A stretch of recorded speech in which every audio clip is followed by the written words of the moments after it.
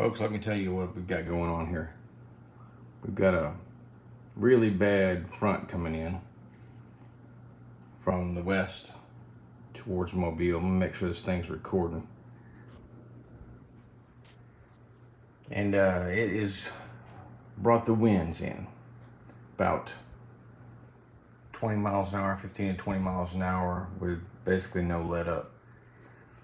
So I'm stuck with this situation where I want to go fishing. Problem is that I got to pick certain baits to go fish with.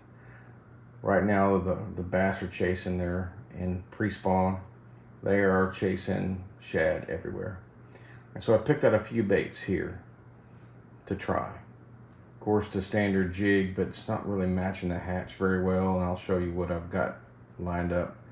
I don't know if it's going to work out or not, but hey, that's what fishing is, right? That's what it is. First of all, it's a spinnerbait that catches my eye. And this one is by Jinko Fishing. Jinko Fishing. It is an ounce, as you can see, a whole entire ounce. It looks like something that would definitely stay down the water column, which is what I need. I need to get down to about 8 to 10 feet. But that is definitely a good looking bait. So that is going to be one of the baits that we're going to throw. I got this out of a mystery tackle box. It has a light wire hook, but as you can see, it has has some rather interesting characteristics here. Look how long that skirt is. I'll have to trim that up. It's got a gold blade and a silver blade. Both of them are willows. That's one bait I'm going to throw. Another one that I'm thinking about throwing is this bait by Weston. It's a swim bait, as you can see, and it also weighs in at an ounce. So I'm looking at doing that. It has got a great action. I've already taken it out. It looks like something that might also pay off. It's Hypotease ST. Hypotease ST, really realistic looking bait. That's another option. Then we've got the old tried and true. This is also a very good option, a chatterbait. And I think that it also might work well enough for me. And I plan on using one of my longer rods, a 7'3" or what have you, to throw this on. I might actually bump that down. I'm not really certain, but I think I'm going to use braid. The water's going to be churned up, so we're not really looking at a lot of super clear visibility. It's going to be very choppy, very windy, gusts up to 25 miles an hour. So that is also an option. Another one is this little jerkbait. And hard to see who makes it. I'm trying to get it focused. Hold on here a second. Let me see here. It's a flap slap. And I'm getting too close. But maybe when you blow it up on your screen, you'll be able to tell who makes it. But I don't have magnifying glasses right now, so can't really tell. It's a good looking bait. The interesting thing about this bait is look at that eye. Round, right?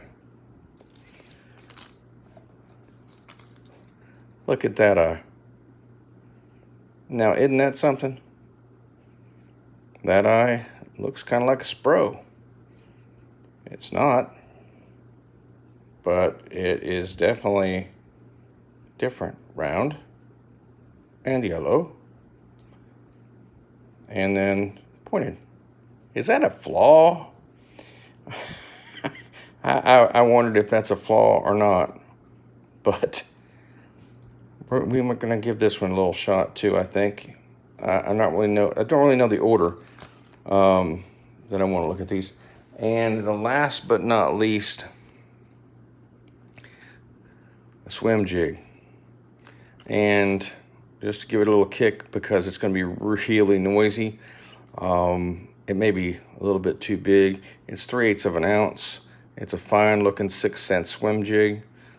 I love these things. I need to cut that weed guard down a little bit, but it's real flimsy. The clear hook guard, weed guard, it just seems to be lighter than the others.